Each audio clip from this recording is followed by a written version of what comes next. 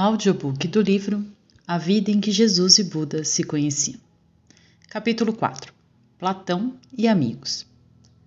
Devemos, na minha opinião, começar por distinguir entre aquilo que sempre é e nunca se torna e aquilo que está sempre se tornando, mas nunca é.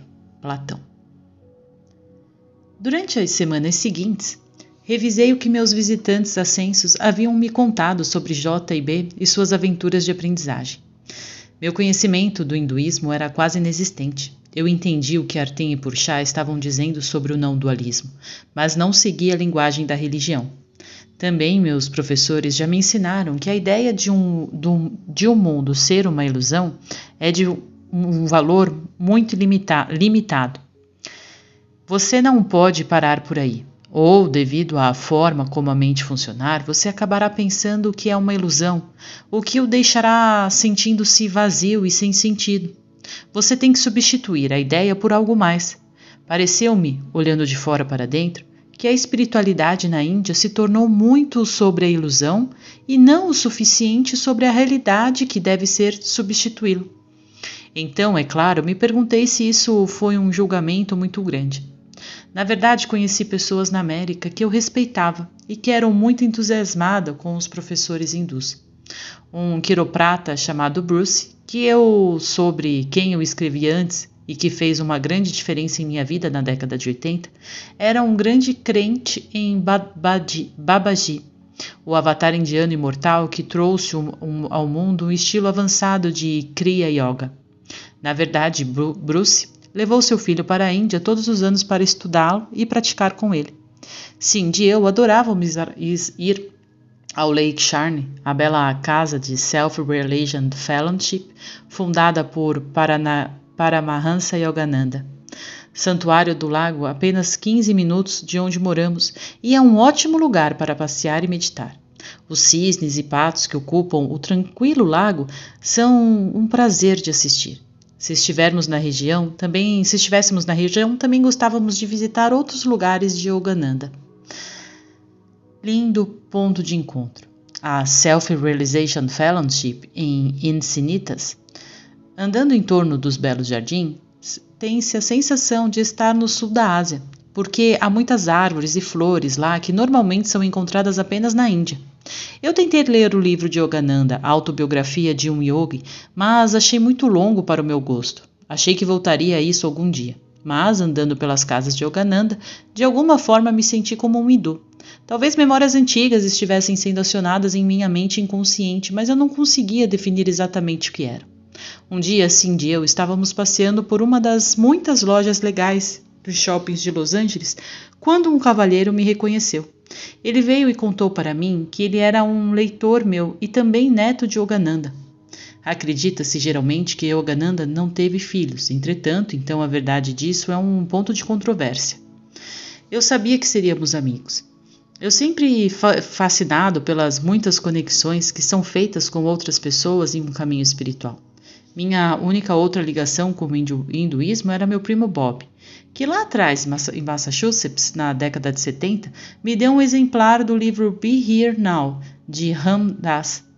Gostei da filosofia do livro, bem como da irreverência no estilo, mas ainda faltavam alguns anos para seguir um caminho espiritual. Ainda livros como esse e Siddhartha despertaram interesse em mim.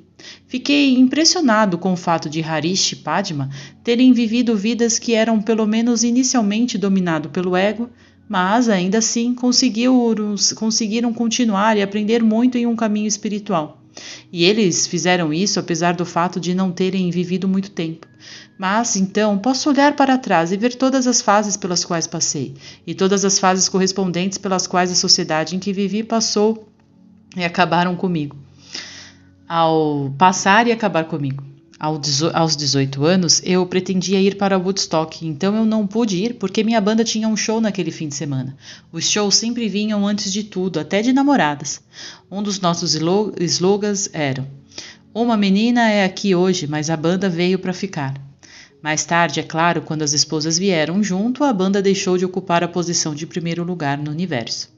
Uma das coisas de que me lembro muito bem é o espírito de Woodstock, que prevaleceu durante quase 2 anos, desde o verão de 69 até a primavera de 71. Para mim, meus amigos e colegas músicos, tudo girava em torno de paz, amor e música. Éramos irmãos e irmãs. O dinheiro não era importante. Iríamos mudar o mundo com amor e resistência passiva aos poderes dele. Na primavera de 71, pude sentir que as coisas haviam mudado. Eu lembro-me de indo a um show no Salem State College em maio daquele ano, onde as bandas Spirit e Sha-Na-Na estavam brincando. Muitos na multidão de 10 mil pessoas se comportavam como animais. Não era incomum que alguém do grupo que terminasse com uma garrafa de vinho para depois jogá-la no ar. Eles não me pareciam um pouco preocupados se isso aconteceria ou se isso cairia ou não na cabeça de alguém. Lembro-me de um colega músico na multidão dizendo: "O espírito de Woodstock está morto, cara." Ele estava certo. A devolução do espírito pacífico realmente começou apenas 3 meses depois de Woodstock, com o show ultra turbulento dos Rolling Stones para centenas de milhares de pessoas em Altamont, na Califórnia. Os Hells Angels, agindo como segurança, na verdade matou uma pessoa no meio da multidão. O esfaqueamento foi flagrado pela câmera e posteriormente exibido no documentário Gimme Shelter. Isto parecia que o frequentador do concerto assassinado tinha uma arma e a apontava na direção de Mick Jagger. Nada é simples com o ego. O verão de 1970 ainda tinha uma ótima vibração, em parte por causa do lançamento do filme e álbum de música que logo se tornará um clássico Woodstock. Mas isso era apenas uma questão de tempo até que o espírito de Woodstock cedesse para o ego. Quanto aos Rolling Stones, eu os vi tocar uma de suas primeiras músicas americanas nos concertos em meados da década de 60, em um estádio de futebol chamado Manning Ball, em Lynn, Massachusetts. O show terminou em tumulto, o que foi um pouco tradição durante a primeira parte da carreira dos Stones. Os postes do estádio foram demolidos, apesar de não haver jogo.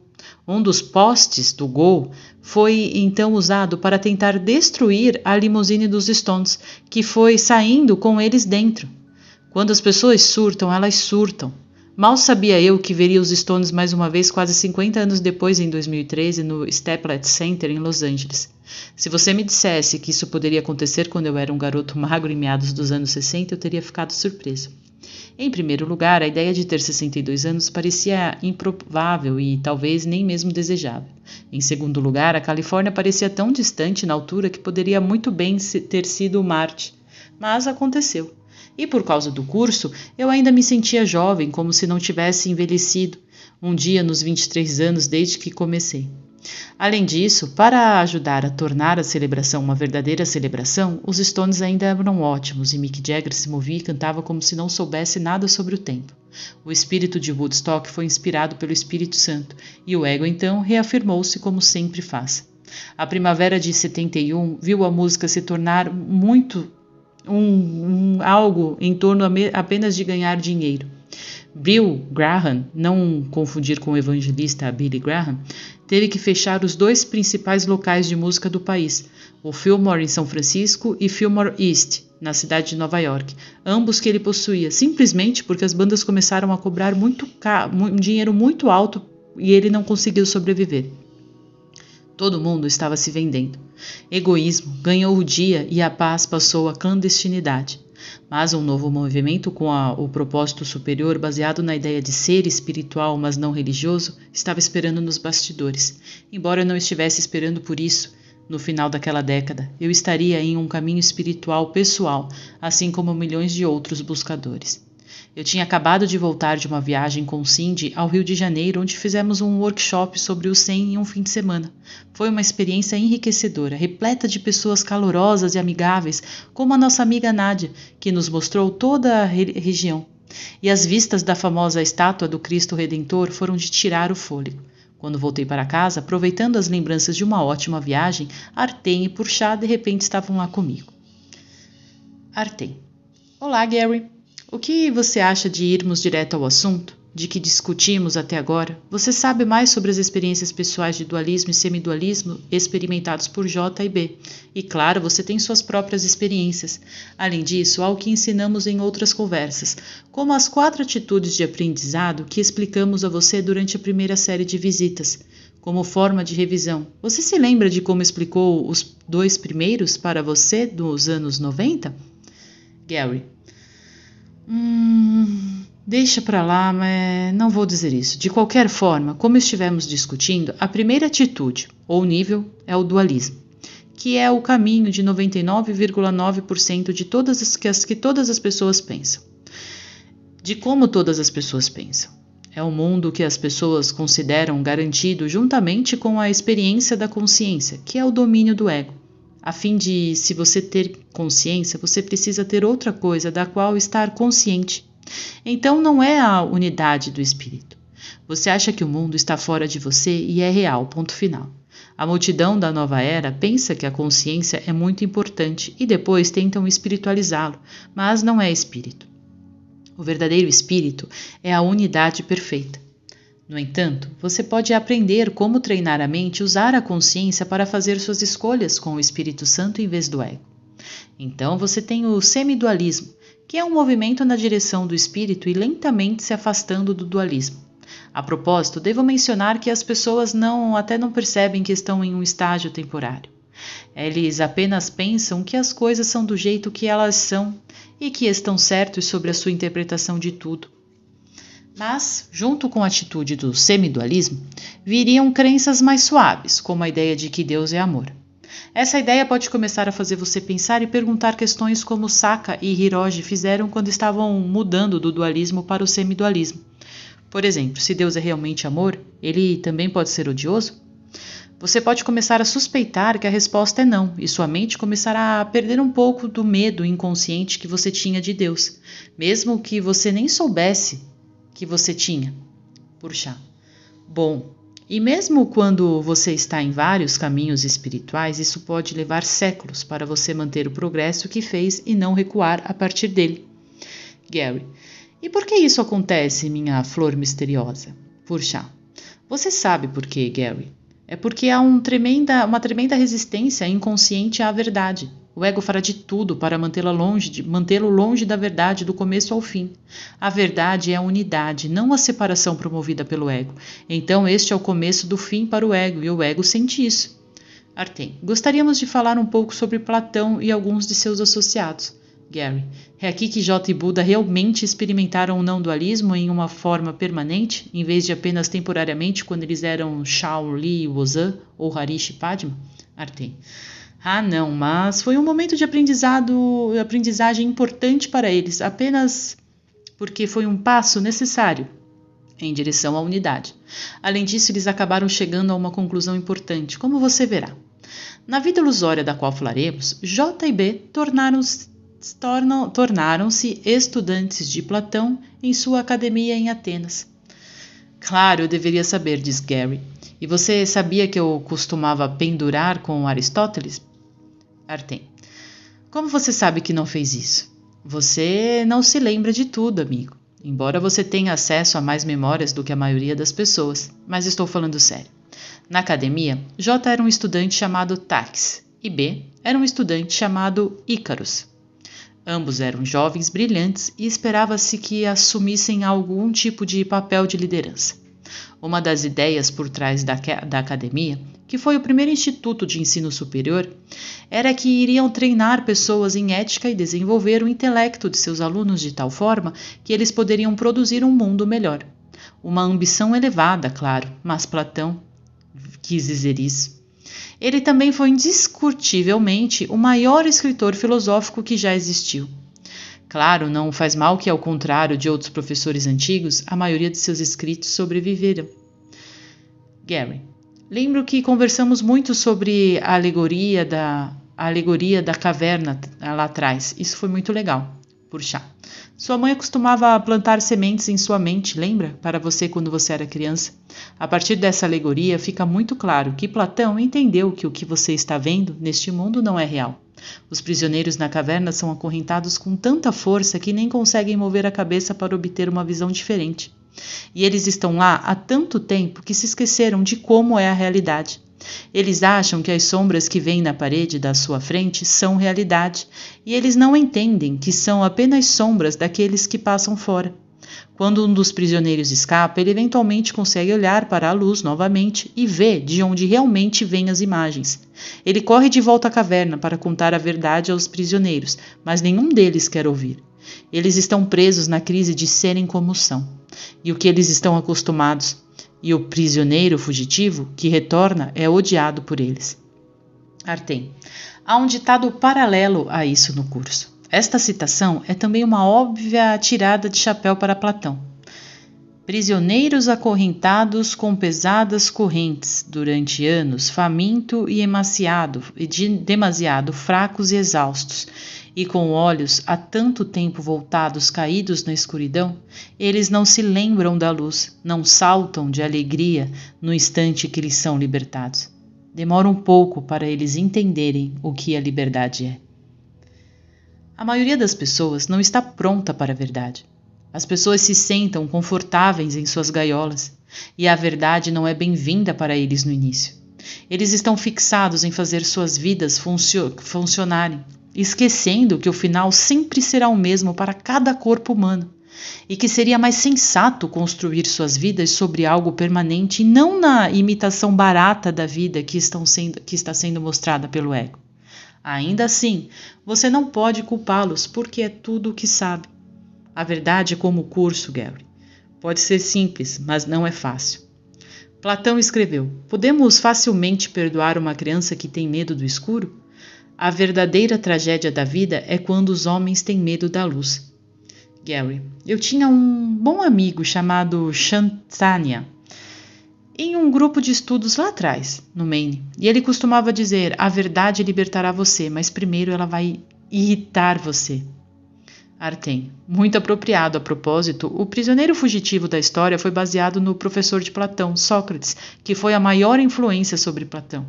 Nos diálogos de Platão, ele apresenta Sócrates fazendo perguntas importantes dessa técnica, conhecida hoje como método socrático. Foi o que Sócrates fez com Platão em sua relação professor-aluno. E na República de Platão, bem como nos outros diálogos que criou, Platão apresenta sua filosofia dessa forma.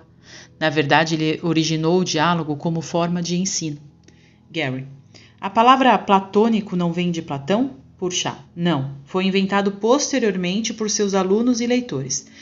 Supostamente se referia à negação da realidade do mundo material. Mais tarde, as pessoas começaram a usá-las para descrever um relacionamento platônico, que, claro, significa negação do sexo. Mas a ideia original por trás disso era que o próprio Platão negava a realidade de qualquer coisa que não fosse a fonte de tudo, que ele simplesmente o chamava de bom. Gary, então Platão não era dualista? Porchat, não. Você verá isso mencionado nesta breve troca entre Tax e Ícaros, depois de uma aula com Platão. Eles eram J e B naquela vida? Pergunta Gary. Sim, responde Porchat. Não há necessidade de entrar em detalhes de como eles se conheceram.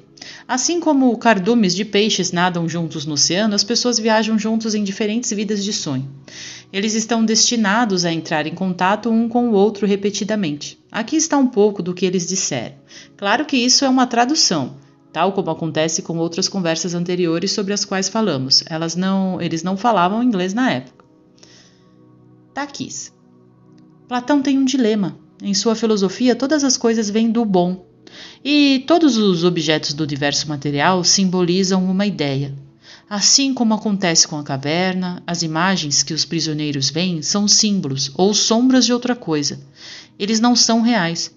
Mas aqui está o dilema. Vindo do bom, e aqui o bom é apresentado com B maiúsculo, Platão não consegue descobrir por que o bom faria algo que não é real, e ele acaba se comprometendo. Ele veio para a conclusão de que as coisas que ele está vendo não são reais, mas que as ideias por trás são. E ele ainda acabou com o dualismo, porque ele tem a fonte criando ilusões. E se a fonte estiver interagindo com outra coisa? Isso é dualismo. Ícaros responde: você está certo. Platão é um filósofo brilhante, mas a verdade é que os símbolos que vemos não são reais, nem as ideias por trás deles. Eles vêm de uma mente ilusória e aparentemente separada. E esta mente não é a fonte da vida real, apenas uma imitação da vida. Artem. A Academia de Platão permitiu que grandes intelectos se unissem a discutir essas ideias. Nossos dois amigos com as experiências acumuladas que tiveram antes, foram capazes de aprender com Platão e ainda pensar por si próprios. Eles mostraram nada além de respeito por Platão nas discussões que ocorreram em aula, mas, em privado, eles chegaram a outra conclusão, algo que voltaria para eles e influenciaria suas 2 últimas vidas. Ícaros. Esta vida é uma farsa. É tudo uma distração para nos impedir de experimentar a verdade a partir do conhecimento da vida real. A especulação filosófica é tudo bem, mas onde isso leva você? Temos que chegar a um lugar onde não há compromisso, onde estamos tomando uma decisão firme entre o real e o irreal e fortalecendo essa decisão com crença. Takis. Então não podemos ter as 2 coisas? A verdade é verdadeira e nada mais é verdadeiro? Temos que escolher de uma vez por todas. Há uma unidade sem forma, apenas além da farsa.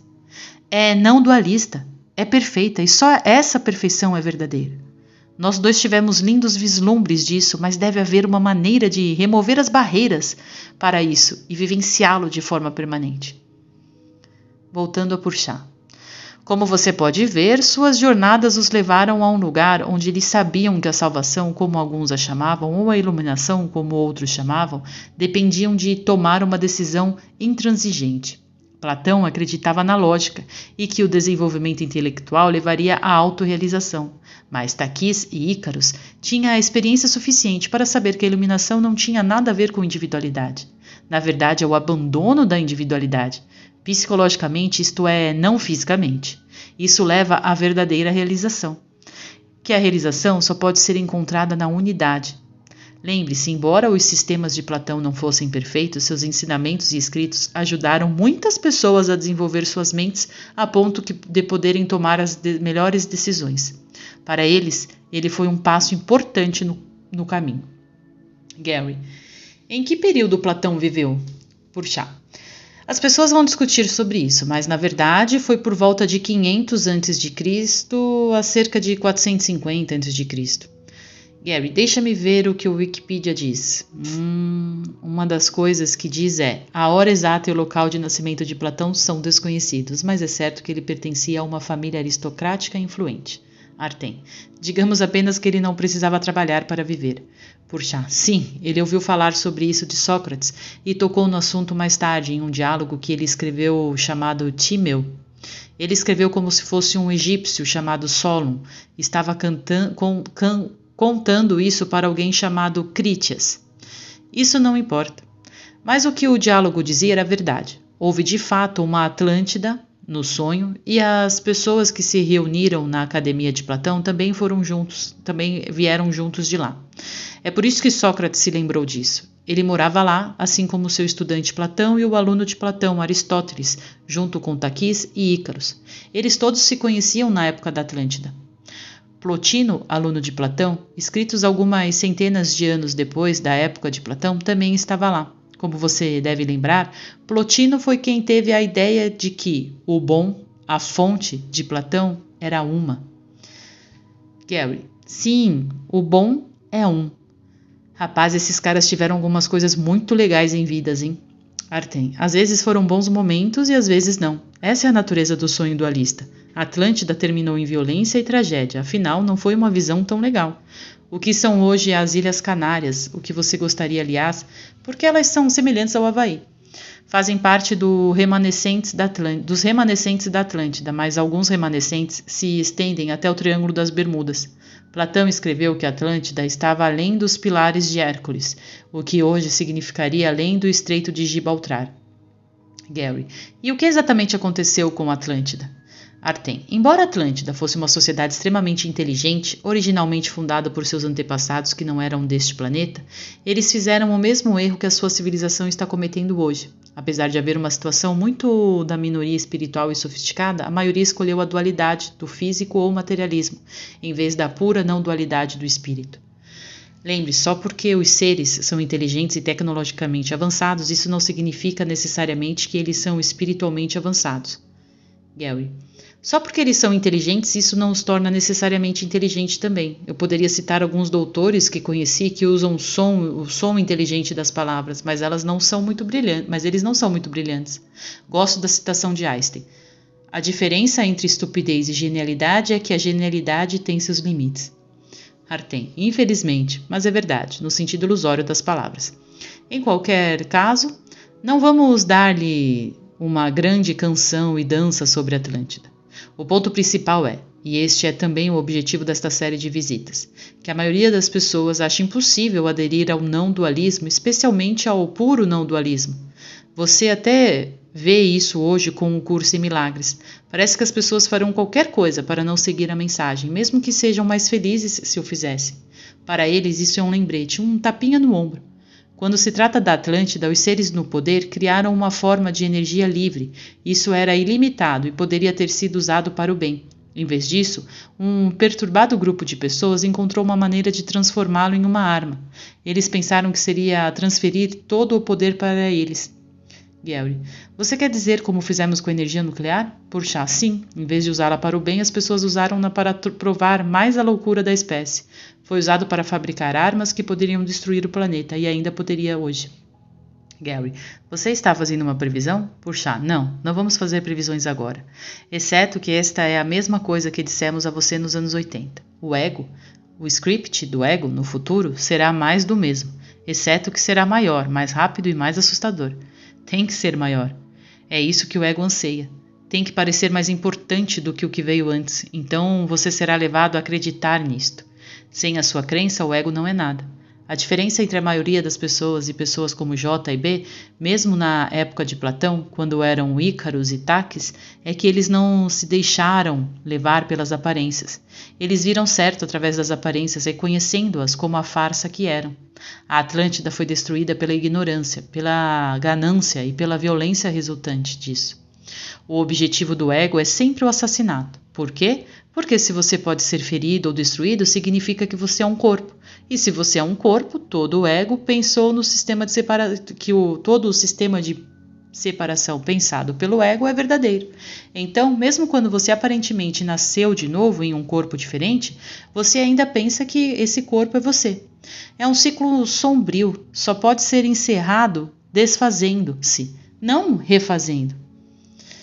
Gary, pergunta rápida antes que eu esqueça. Você explicou a conspiração do 11 de setembro no terceiro livro e como os aviões que atingiram as torres não eram os aviões reais com as pessoas neles e também como os edifícios implodiram. Mas desde então as pessoas me perguntam o que aconteceu com as pessoas que estavam nos aviões. Puxa. Primeiro de tudo, não havia tantas pessoas como de costume nos aviões originais, e um desses aviões foi visto pousando em Minneapolis. Alguns dos passageiros foram selecionados com antecedência. Todos eles foram oferecidos milhões de dólares e uma vaga no programa de proteção a testemunhas. Alguns deles ficaram felizes e aceitaram, outros não. Eles então foram convencidos através de intimidação e por vezes de espancamentos que seria uma boa ideia que eles fizessem isso. A maioria acabou aceitando, mas cerca de 20% foram discretamente levados e desapareceram. E estou sendo educado. Isso foi há muito tempo agora. Alguns tentaram sair do armário, por assim dizer, e foram eliminados. O resto foi lenta, mas seguramente mortos. Eles pensaram que iriam ter uma vida longa e rica, mas a CIA e os poderes nos bastidores não deixaria essa chance passar. Gary, então todos eles se foram agora? Puxa, sim.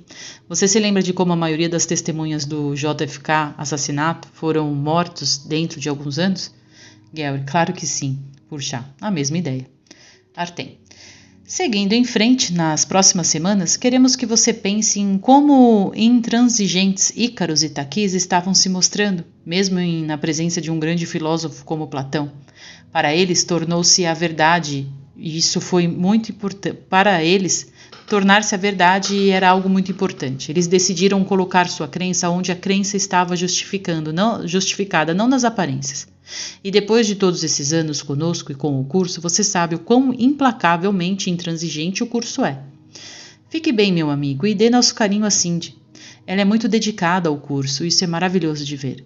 Gary, você se importa se eu perguntar mais uma coisa? Mas eles se foram. Percebi que meus professores sabem o que é melhor para mim, mesmo quando não o faço. Eles retornariam exatamente como e como achavam que deveria ser. E eu perguntaria a eles exatamente o que o Espírito Santo queria que eu fizesse só para mim, mas para que mais as ideias poderiam ser úteis. Mais tarde, num lindo domingo na Califórnia, Cindy e eu tiramos um dia para dirigir para cima e para baixo em uma seção da costa. Fomos passear pela praia e pela cidade até Huntington Beach e voltamos para o Redundant Beach para se divertir. Era um daqueles dias perfeitos em que tudo deu certo. Do povo ao clima, as paisagens e experiências foi perfeito. Nós nos sentimos maravilhosos no caminho. No caminho para casa, paramos numa Marina del Rey e encontramos um lindo lugar no oceano para jantar. Era cedo, então tivemos sorte e conseguimos uma mesa bem perto da água, onde poderíamos apreciar o pôr do sol. Pedimos a nossa comida e estávamos apreciando a vista. Então, por algum motivo, Cindy decidiu verificar suas mensagens telefônicas. Enquanto ela ouvia as mensagens, viu o sorriso gentil em seu rosto substituído por um olhar de horror. O meio-irmão de Cindy, Jeff, com quem ela cresceu e era muito próxima, morreu em um acidente. Enquanto Cindy tentava contato com seu pai e sua madrasta, parecia que a vida havia parado. Isso é um sentimento desesperador e angustiante de ser confrontado com a morte de um ente querido. Olhando para trás naquele dia, foi uma lição extrema de dualidade. Um segundo você está aproveitando um dia fantástico, no segundo seguinte o sonho da morte do ego te chuta na cara. Fizemos tudo o que podíamos para lidar com a situação, mas nunca parece suficiente. Então fizemos o melhor que pudemos. Jeff era alguém que eu estava começando a conhecer. Foi estranho tê-lo visto indo embora tão cedo, porque eu realmente senti que iria conhecê-lo muito melhor. Fomos ambos guitarristas. Na verdade, ele era provavelmente o guitarrista mais procurado em Las Vegas, e eu estava ansioso para tocar com ele. Algum tempo depois que Jeff e eu nos conhecemos, aconteceu algo que foi alegre. Uma alegre surpresa para todos nós. Jeff tinha lido meu primeiro livro e estava começando a estudar o curso. A mãe de Jeff, Alice, depois de visitá-lo um dia, ligou e expressou emocionalmente sua gratidão para mim. Ela nunca tinha visto Jeff tão pacífico. Uma mãe conhece seu filho. Ela sabia que uma transformação havia ocorrido. Fiquei realmente impressionado com esta enorme lição sobre dualidade, mas não apenas com a parte negativa disso. Com o passar das semanas após a morte de Jeff, houve uma homenagem para ele em Las Vegas que participamos. A maior parte da comunidade do entretenimento em Las Vegas apareceram e prestaram homenagem fazendo o que fazem de melhor, se apresentar. Foi provavelmente um dos melhores concertos do ano. Cindy foi uma cantora de destaque e ela falou de forma pungente sobre a infância dela e de Jeff. Muitos dos artistas presentes disseram que a homenagem foi a melhor coisa que já aconteceu à comunidade de entretenimento em Las Vegas. Pessoas que não falavam entre si há anos se reuniram e renovaram suas amizades. Outros tiveram que se conhecer e se tornaram grandes amigos. Havia algumas pessoas da família de Jeff que também não se falavam há anos e que terminaram o dia abraçado. Pareceu que Jeff ainda estava presente ajudando seus amigos e familiares, mesmo que seu corpo não estivesse presente. Cerca de um ano depois, percebi que a mesma experiência que tive com meus pais estava se repetindo com Jeff e seus amigos e familiares. É melhor ser normal quando, sim, nós sofremos, e deveríamos. É melhor ser normal quando isso é necessário. Mas havia outra coisa. Eventualmente, a dor que você sente por aquele que parece ter partido vai embora. Mas o amor não. Estará sempre lá. O amor é real, a dor não é. E não é interessante que a coisa mais real que temos em nossas vidas seja algo que você não pode ver? Você não pode ver o amor. Você pode ver o amor em ação, mas você não consegue ver o amor por trás disso. Isto também é verdade para o reino dos céus. Você não pode ver isso com os olhos do corpo, mas é a coisa mais real que existe. Voltaremos a um mundo que não podemos ver atualmente, embora possa ser experimentado temporariamente, mesmo quando parecemos estar aqui. Então virá uma experiência permanente, onde haverá apenas realidade, uma consciência de um estado constante de unidade, e a única coisa real, o amor, será tudo o que existe.